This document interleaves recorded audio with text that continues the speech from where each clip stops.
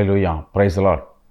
கர்த்தரும் அருமை இரட்சகருமாகிய இயேசு கிறிஸ்துவனுடைய இனிதான நாமத்தினால உங்கள் யாவரையும் வாழ்த்துக்கிறேன். கிறிஸ்துவுக்கு மிகவும் பிரியமான பிள்ளைகள் நீங்கள்.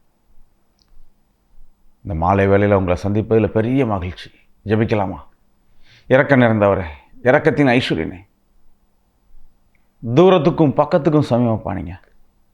இந்த வேளையிலையும் இந்த கிராஸ் டிவி மூலமாக பிள்ளைகள் யாவரையும் சந்திப்பதில் பெரிய மகிழ்ச்சிப்பா. உங்கள் கிருபை பிள்ளைகளை தாங்கணும். உங்கள் தயவும் உங்கள் இரக்கமும் பிள்ளைகளை இன்றைக்கி இந்த நிமிஷம் பிள்ளைகளை மீட்டெடுக்கணும்ப்பா. கண்ணீரோட, பாரத்தோட, துக்கத்தோட என்னை மீட்க ஒருவர் உண்டா? என் வியாதி, என் வறுமை, என் கஷ்டம், என் போராட்டத்தை மீட்டெடுக்க என்ன கர்த்தர் வருவாரான்னு உங்கள் முகத்தை தேடி பார்த்துக்கிட்டு இருக்கிற ஒவ்வொரு பிள்ளைகளுக்கும் வெட்கப்படுத்தாதபடி இந்த நிமிஷத்தில் ஒரு பெரிய ஸ்லாக்கியத்தை கட்டளையிட போகிற மகிமைக்காக ஸ்தோத்திரிக்கிறேன் ராஜா.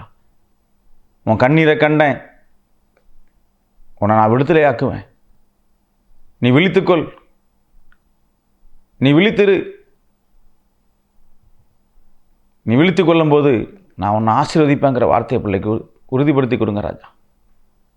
தூரத்துக்கும் பக்கத்துக்கும் சமமானவரே, இந்த தேசத்தில் உள்ள யாவரையும் உன் கரங்களில் ஒப்பு கொடுக்க, சிறு குழந்தைகளை ஒப்பு கொடுக்க, பச்சிளம் பிஞ்சுகளை ஒப்பு கொடுக்க, ஒவ்வொரு கல்வி படிப்பு அறிவுக்கூடிய ஒவ்வொரு பிள்ளைகளையும் உங்கள் கரங்களில் ஒப்பு கொடுக்கப்பா.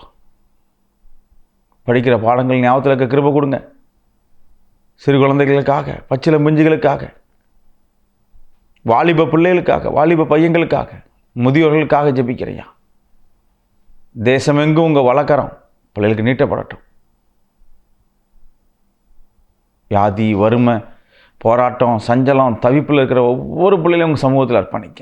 விசேஷமாக கடன் பாரத்தில் இருக்கக்கூடிய பிள்ளைகளும் கரங்களில் ஒப்பு கொடுக்கப்பா. கடனுங்கிற சாபங்கள் நீங்கப்பட்ட கிருபைக்காக ஸ்தோத்திரம். பலத்த காரியத்தை செய்யுங்க, தயவாய் நடத்துங்க, ஆசீர்வதிங்க. இயேசு மூலம் ஜெபிக்கிறோம் பிதாவே, ஆமென். மறுபடியும் உங்களை யாவரையும் கிறிஸ்துவுக்குள்ளே வாழ்த்துக்கிறேன் பிள்ளைகள். இந்த மாலை வேளையில் உங்களை சந்திப்பதில் பெரிய மகிழ்ச்சி. வேதம் சொல்லுது, நீ விழித்து கொண்டா நான் உனக்கு வெற்றியை கொடுப்பேன், நான் உனக்கு ஜெயத்தை கொடுப்பேன். நீ விழித்து கொண்டால் நான் உனக்கு ஜெயத்தை கொடுப்பேன். நீ இது நாள் வரையும் தூங்கிக்கிட்டு இருந்த, இது நாள் வரையும் மறைந்திருந்த, இது நாள் வரையும் மறைவுக்குள்ளே இருந்த, நீ விழித்து கொள்ளும்போது நான் உன்னை ஆசீர்வதிச்சுக்கிடுவேன். நீ விழித்து கொள்ளும்போது நான் உன்னை பாதுகாப்பேன். நீ விழித்திருக்கும் போது நான் உன்னை ஆசீர்வதிக்கிறதும் பாதுகாக்கிறதும் மட்டும் இல்லை, உன்னை நான் நிரப்பி வழியை கிருபை செய்வேன். உன் வாழ்க்கையில் எல்லா பகுதியிலையும், எல்லா இடங்கள்லையும் அவமானம், தோல்வி, பற்களிப்பு, ஆளி, வறுமை, போராட்டம், இது எல்லாத்துக்கும் காரணம் என்னுடைய அறியாமை, என்னுடைய தூக்கம். இனி நான் தூக்கத்தை வெறுத்து நான் விழித்து கொண்டு, இனிமே என் ஆன்மா தூங்காது, என் ஆத்துமா இனிமே தூங்காது. என் கண்கள் கர்த்தரை நோக்கி பார்க்கும், என் கண்கள் கர்த்தரை நோக்கி பார்க்கும். இனி என் கண் பூமி எங்கும் சுத்தாது, நான் விழித்து கொள்ளுவேன். ஒரு பாவ இன்மையான மனுஷனாக நான் வாழுவேன். அருமையான தேவஜனமே, இன்னைக்கு அநேகர் நம்மளுடைய வாழ்க்கையில் ஏகப்பட்ட கேள்வியை கேட்கும். எனக்கு அற்புதம் செய்ய மாட்டீங்களா? எனக்கு ஒரு சாட்சியை உண்டு பண்ண மாட்டீங்களா? நானும் இந்த கிறிஸ்துவ ஜீவியத்தில் ஒரு சாட்சி சொல்ல முடியாதா? என்னை கர்த்தர் ஆசீர்வதிக்க மாட்டாரா? என் எல்லைகள் விரிவாகாதா? என் சாபம் நீங்காதான்னு பல கேள்விகளுக்கு நம்ம முன் வச்சுக்கிட்டே இருக்கோம். அந்த கேள்விக்கு நம்ம இதுவரையும் பதில் நமக்கு கிடைச்சதே இல்லை. என்னை நீங்கள் ஆசீர்வதிக்கிற இல்லையாப்பா? என்னை ஆசீர்வதிக்கவே ஆசீர்வதிப்பேன்னு சொல்லி இந்த வேத வசனம் சொல்லிச்சே. இந்த வருஷம் எனக்கு வாக்குத்தத்தம் கிடைச்சிச்சே. நான் எத்தனையோ இடங்களுக்கு ஏறி இறங்கியிருக்கனே, ஓடி இருக்கனே. என்னை ஏன் விடுவிக்கலை? எனக்கு ஏன் அற்புதம் இல்லை? எனக்கு ஏன் சாட்சி இல்லை? என்னை ஏன் ஆசீர்வதிக்கலை? நான் இன்னும் கஷ்டத்துலையும் வறுமையிலையும் போராட்டத்தில் இருக்கனே. ஆமாம் பிள்ளைகளா, எல்லா விஷயத்துலையும் ஓடி, எல்லா விஷயத்துலையும் கர்த்தரை தேடின பிள்ளைகள் ஒரு விஷயத்தில் கூட நம்ம விழித்து கொள்ளலை. நீங்களும் சரி, நானும் சரி. நான் இன்னும் தூங்கி கொண்டே இருக்கேன். என் ஆத்துமா இன்னும் தூங்கி கொண்டே இருக்கு. என் ஆத்துமா விழித்து கொள்ளலை.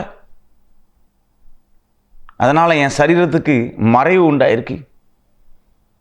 அதனால் என் கண்கள் மறைக்கப்பட்டிருக்கு. நான் அவரை இன்னும் தேடி கூட கண்டுபிடிக்க முடியல, தடவி கூட கண்டுபிடிக்க முடியலை. கிறிஸ்துவுடைய அன்பை அறியாத ஒரு மனுஷனா, இந்த தேவ அன்பை அறியாத மனிதனா. அதனால் நான் இன்னும் இயேசுவை முழுமையாக ஏற்றுக்கொள்ளலை, என் சொந்த இரட்சகராக ஏற்றுக்கொள்ளலை. நான் பாவ இன்மையாக வாழ்கிறதுக்கு இந்த கிறிஸ்துவ ஜீவியம் காரணம்னு சொல்லி நான் ஏற்றுக்கொள்ளலை.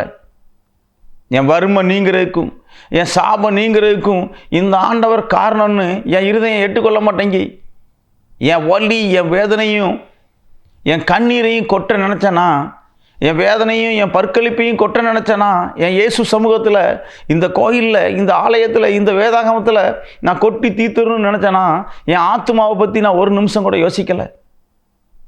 என் ஆத்மா தூங்கிக்கிட்டே இருக்கு, என் ஆன்மா விழித்து கொள்ளலை, என் ஆத்மா கர்த்தரை நோக்கி கூப்பிடலை, என் ஆத்மா கரையோடு இருக்கு.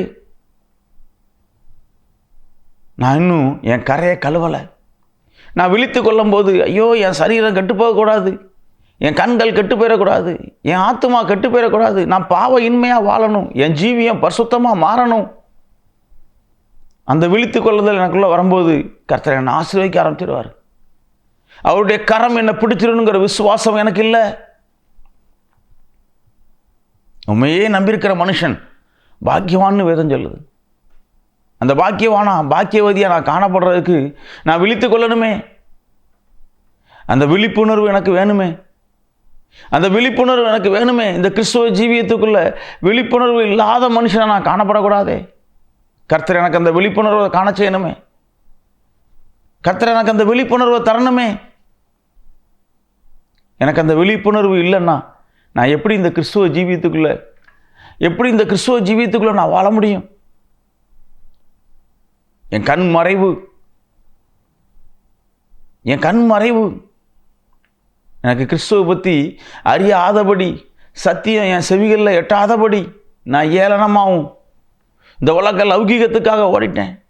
இந்த உலக நேசம், இந்த உலக அன்பு, இந்த உலக பாசத்துக்காக ஓடிட்டேன். அதனால் நான் கிறிஸ்துவை பின்பற்றவே இல்லை. என்னுடைய ஜெப பலவீனம், என்ற இன்னும் சரியான ஜெபம் இல்லை, என்ற நல்ல வேத வாசிப்பு இல்லை. அவர் வழியை பின்தொடரணும்னா, அவரை பற்றி தெரிஞ்சுக்கணும்னா, அவரை நான் இன்னும் நேசிக்கணும்னா நான் இந்த வேதத்தை எடுத்து தியானிக்கணும். இந்த வேதத்தை எடுத்து நான் தியானிக்கணும். ஆனால் அந்த கிறிஸ்துவ சமூகத்தை எட்டி பிடிக்கத்தக்க வேத வாசிப்பு என்கிட்ட இல்லை.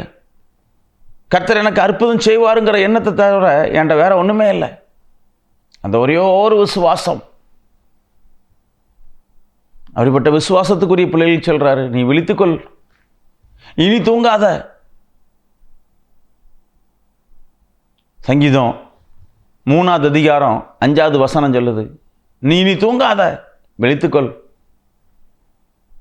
இனி நீ தூங்கி உன்னுடைய ஆத்மாவை கெடுக்கிறத விட, இனி உன் ஆத்மா தாகத்தோடு இருக்கிறத விட நீ விழித்து கொள்வது, பரிசுத்தம் அடைகிறது, இந்த வேதத்தை தியானிக்கிறது, உன் வறுமை, போராட்டம், சஞ்சலத்தை மாற்றுறதுக்கு பெரிய ஒரு உதவியாக இருக்கும். அதனால் இனி நீ கண்ணீர் வடிக்கிறத விட்டுட்டு, இனி நீ பாரப்படுறத விட்டுட்டு, சஞ்சலப்படுறத விட்டுட்டு, தவிக்கிறத விட்டுட்டு, என் நேசர் உயிரோடு இருக்காரு, இந்த நாட்களில் எனக்கு ஒரு சாட்சியை கொடுப்பாரு, எனக்கு ஒரு எழுப்புதல் உண்டு, எனக்கு நிலைவரமான ஆவியை தருவார், நான் தோய்ந்து போவதில்லை, எனக்கு நிலைவரமான ஆவியை தருவார், நான் தோய்ந்து போகிறதில்லை, நான் விழித்து கொண்டேன். கர்த்தர் எனக்கு அந்த விழிப்புணர்வை தந்துட்டாரு. உன்னால் சாட்சி பகிர முடியுமா? அருமையான மகனே, மகளே, எத்தனை நாட்கள் நம்ம கூச்சலிட்டு இருப்போம், என்ன ஆசீர்வதிக்கலையே, நான் இந்த கிறிஸ்துவை ஏற்றுக்கொண்டிருக்கேனே, நான் இந்த கிறிஸ்துவ வாழ்க்கையில் மிகப்பெரிய போராட்டங்களை செஞ்சுட்டு வரேனே, அநேகர் என்னை வெட்கப்படுத்தியிருக்காங்களே, என்னை ஏளனம் செஞ்ச பிள்ளைகள் அநேகரே என் வறுமையின் நிமித்தம், என் சஞ்சலத்தின் நிமித்தம், என் தவிப்பு அதிகமாகிட்டே இருக்கே. நான் கிறிஸ்துவை விசுவாசித்தது உண்டு, இயேசுவை நான் அதிகமாக நேசித்தது உண்டு, என் ஆத்துமா நேசர்னு நான் ஏற்றுக்கொண்டது உண்டு. இனி நான் என்ன செய்யணும்? இந்த இயேசுவை நான் சொந்த இரட்சகராக ஏற்றுக்கொண்டிருக்கேனே, என்ன அவர் நடத்தத்தக்க, என் வியாதியிலிருந்து வறுமையிலிருந்து நீக்கத்தக்க நான் என்ன பண்ணணும்னு அவளோடு காத்துக்கிட்டு இருக்கிற ஒவ்வொரு பிள்ளைகளையும் பார்த்து சொல்கிறாரு, நீ விழித்துக்கொள், நீ விழித்துக்கொள், பாவத்துக்கு விழிச்சுக்க. பாவத்துக்கு விழித்து அதை விட்டு நீ விலகும்போது, சாபத்துக்கு விழித்து கொண்டு அதை விட்டு நீ விலகும்போது அவர் உனக்கு ஜெயத்தை கட்டளையிடுவார். அவர் உனக்கு ஜெயத்தை கட்டளையிடுவார் பிள்ளைகளா. அப்போ தான் கால் ஊனி பலனா நிற்கத்தக்க ஞானமும் கிருபையும் வல்லமையும் கிடைக்கும். ஒரு பெரிய சாட்சி கிடைக்கும். அந்த சாட்சியின் எழுப்புதல் மூலமாக ஒரு பெருத்த காரியத்தை கர்த்தர் செய்கிறதுக்கு ஏதுவாக இருக்கும். இந்த கிறிஸ்துவ பிள்ளைகள், இந்த வேதத்தை நேசிக்கிற பிள்ளைகள், கர்த்தர் சமூகத்திலிருந்து எனக்கு ஏதாவது ஒன்று கிடைச்சிடாதா, அவர் எனக்கு ஒரு ஆசீர்வாதமான வார்த்தையை கட்டளையிட மாட்டாரா, என்னை ஆசீர்வதிச்ச மாட்டாரான்னு சொல்லி ஏங்கிக்கிட்டு இருக்கிற ஒவ்வொரு பிள்ளைகளையும் பார்த்து சொல்கிறாரு, நீ விழிச்சுக்கொள், தூங்காமல் விழித்துக்க. இனி நீ கண்மூடி இருந்தன்னா, இனி நீ மறைவுக்குள்ளே இருந்தன்னா, இனி நீ கண் தெரியாமல் இருந்தன்னா இந்த உலகத்துக்குள்ள உன் சாபம் நீங்காது. உனக்காக சிலுவையில் அடிக்கப்பட்டு உனக்காக மரித்தெழுந்த நம் இயேசு, உன்னுடைய சாபம் நீங்கத்தக்க இரத்த சிந்தின நம் இயேசு உன்னை நான் அறியேன்றுவார். இன்னை தினத்திலிருந்து, இந்த நிமிஷத்தில் இருந்து கண் மூடி ஜெபிச்சு இரவு வேளையில் அவருக்காக காத்திருந்து அவர் வார்த்தையை பெற்றுக்கொள்ளக்கூடிய ஒவ்வொரு பிள்ளைகளையும் அவர் ஆசீர்வதிக்க போறார். அவர் வார்த்தையை பெற்றுக்கொள்ளக்கூடிய ஒவ்வொரு பிள்ளைகளையும் இந்த நிமிஷத்திலிருந்து அவர் நடத்த போறார். உங்களோடு அவர் பேச போறார். விழித்துக் கொள்வீங்களா? ஐயோ, என் பாவம் இத்தனை வருஷம் என்னை பின்தொடர்ந்துருக்கு, இந்த லௌகிகமான அந்த உலக காரியம் என்னை இத்தனை வருஷம் பின்தொடர்ந்திருக்கு, நான் இந்த இச்சையிலையும் இந்த போராட்டத்திலாம் நான் மயங்கி இருந்திருக்கேன், இந்த மயக்கத்திலேருந்து என்னை தெளிவுபடுத்துறதுக்கு யாரும் இல்லையே, இந்த பாவமான சாபத்திலேருந்து என்னை தெளிவுபடுத்துறதுக்கு யாரும் இல்லையே,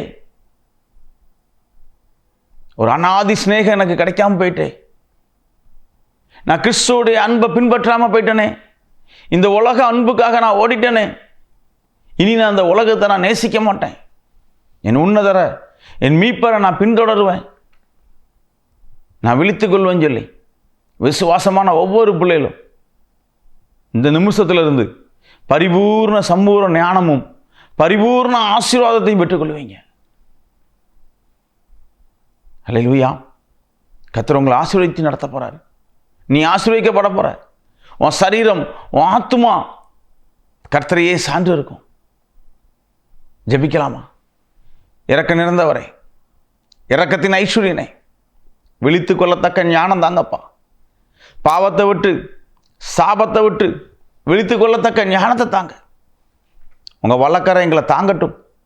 இந்த சேனலை பார்த்துக்கிட்டு இருக்கிற ஒவ்வொரு பிள்ளைகளையும் உங்கள் சமூகத்தில் திறந்தாழ்த்தி அர்ப்பணிக்க. தேவரீர் சகலத்தையும் செய்ய வல்லவர், நீர் செய்ய நினைப்பது ஒன்றும் தடைபடாதுங்கிற வார்த்தை பிள்ளைகளுக்கு உறுதிப்படுத்தி கொடுங்கப்பா. நீங்கள் சகலத்தையும் செய்ய வல்லவர் ராஜா. ஒருத்தனை தாங்குவதற்கும் ஒருத்தனை ஏந்துவதற்கும் உங்களால் முடியும்ப்பா. நீங்கள் ஏந்தி தப்பு வைக்க போகிற கிருபைக்காக நன்றி செலுத்துறேன். இந்த சேனலை பார்த்துக்கிட்டு இருக்கிற ஒவ்வொரு பிள்ளைகளையும் உங்கள் சமூகத்தில் திறந்தாழ்த்துறேன். இதில் பணிபுரியக்கூடிய ஒவ்வொரு பிள்ளைகளுக்காக ஜெபிக்கிறேன். விசேஷமாக அந்த மோசை கூடாரத்துக்காக, அதனுடைய எல்லா காரியங்களும் உங்கள் சமூகத்தில் ஒப்பு கொடுக்க ராஜா. பலப்படுத்துங்க. ஒரு முத்திர மோதிரமாக எடுத்து பிரயோஜனப்படுத்துங்க. தாழ்த்தி ஏற்படிக்க தயவாய் நடத்துங்க. ஆசீர்வதிங்க. இயேசு மூலம் ஜெபிக்கிறோம் பிதாவே. ஆமென். அல்லேலூயா.